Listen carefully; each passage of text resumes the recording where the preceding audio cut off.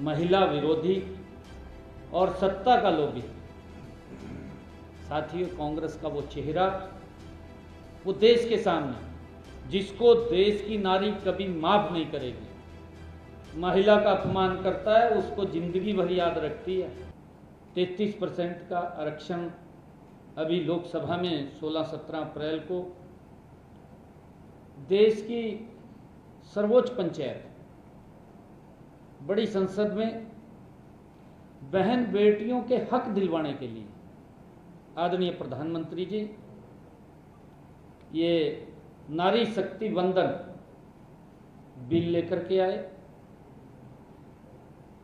मैं आज आप लोगों के माध्यम से पूछना चाहता हूं कांग्रेस के विपक्षी दलों को, भाई कोई नुकसान क्या था धरा वो बता दो। देश की महिलाओं ने, कांग्रेस 55 साल तक सत्ता में रही, मेरी देश की माताओं बहनों ने उनको अपना बहुमूल्य वोट दे करके सत्ता में बैठाने का काम किया। आज तक उनके हित में कांग्रेस बताए, राहुल गांधी बताएं, उनके जो जुंडली के सदस्य हैं वो बताएं, जो उनके इर्द गिर्द घूमते हैं इंडी गठबंधन के नाम से, वो भी बताएं कि महिलाओं का आप लोगों ने लंबे समय तक शासन में रहते हुए उनकी मजबूती, उनके सशक्तिकरण के लिए क्या कदम उठाए हैं, क्या काम किए हैं, ये बताने का काम करना चाहिए। आदरणीय प्रधानमंत्री मोदी जी का 11.5 वर्षों का कार्यकाल, मैं आपको बताना चाहूंगा, 11.5 वर्षों के कार्यकाल में मोदी जी ने दिन रात महिलाओं को सशक्त और मजबूत करने के लिए लगातार काम किया है, लगातार काम किया है। और यही कारण है कि आदरणीय प्रधानमंत्री जी ने कहा कि देश की महिलाएं विकसित भारत में अपनी प्रमुख भूमिका अदा करेंगी, ये प्रधानमंत्री जी ने कहा और उसी को लेकर के ये बिल लेकर के आए।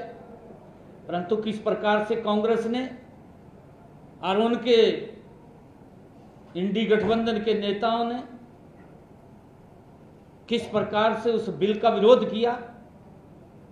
ये विरोध बिल का नहीं हुआ, ये नारी जगत के अंदर नारी के सम्मान को ठेस पहुंचाने का काम कांग्रेस पार्टी और उसके जो सहयोगी दल हैं उन्होंने किया है, जिसको देश की नारी कभी माफ नहीं करेगी। आदरणीय प्रधानमंत्री जी ने कहा भी है कि अगर कोई महिला का अपमान करता है उसको जिंदगी भर याद रखती है। आने वाले समय के अंदर इनको उस बात का देश की नारी एहसास कराएगी। साथियों, पिछले 2 दिनों के अंदर उस लोकतंत्र के मंदिर में जो कुछ भी हुआ, साथियों, वह न केवल अलोकतांत्रिक था बल्कि हमारे देश की आदि आबादी के भविष्य पर एक बड़ा प्रहार भी कांग्रेस और उसके सहयोगी दलों ने किया है। साथियों, इनमें संसद में कांग्रेस, टीएमसी, समाजवादी पार्टी और डीएमके जैसे विपक्षी दलों का असली चेहरा, वो वोट तो ले लेते हैं, महिलाओं की वोट लेकर के सत्ता में भी रहे हैं। आज तक महिलाओं ने इनको दिया है, अब लेने का वक्त था महिलाओं का, और उससे अपमानित करके इन्होंने बाहर करने का काम किया है। दुर्भाग्यपूर्ण है, इनका असली चेहरा देश के सामने उजागर हुआ है।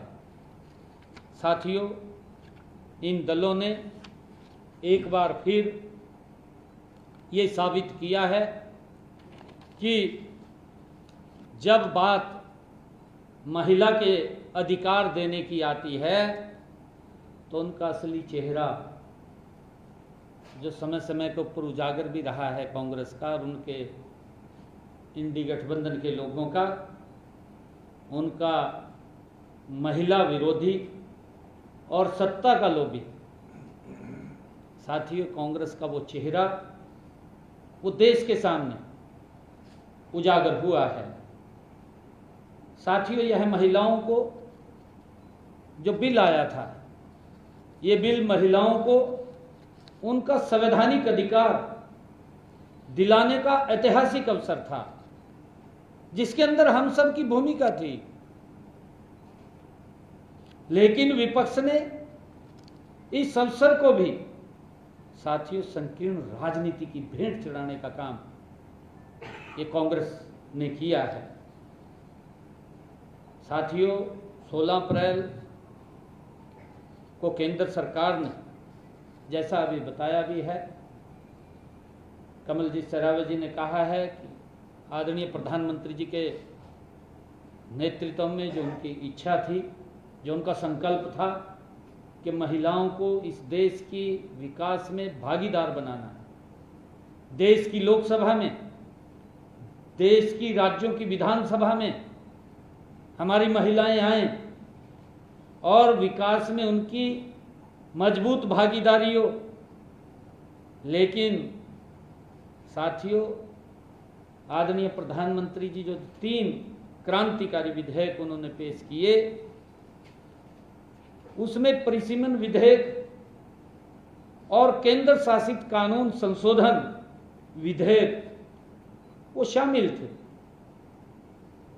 इन विधेयकों को लाने के पीछे साथियों हमारा संकल्प भी बहुत स्पष्ट था।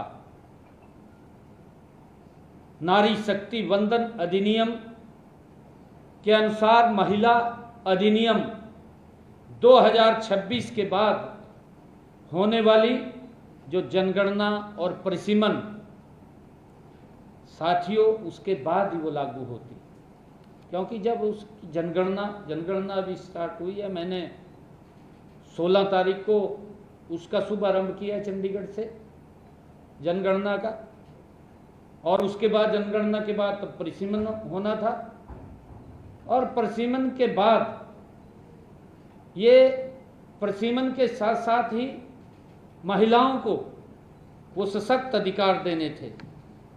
साथियों, केंद्र सरकार जानती थी कि यदि जनगणना और लंबी परिसीमन प्रक्रिया का इंतजार करती तो हमारी बहनों को 2029 में, जो ये आम चुनाव 2029 के हैं, इसमें जो महिला आरक्षण का 33% का लाभ था वो नहीं मिलता। इस कारण से आदरणीय प्रधानमंत्री जी इस बिल को अभी लेकर के आए। इसका मेन कारण था साथियों कांग्रेस की नीति रही है, उनके सहयोगी दलों की नीति रही है कि महिलाओं के अधिकारों के रास्ते में रोड़े अटकाने का काम उन्होंने किया है। और यह देश की आधी आबादी के साथ कांग्रेस और उनके इंडी गठबंधन के लोगों ने यह विश्वासघात किया है।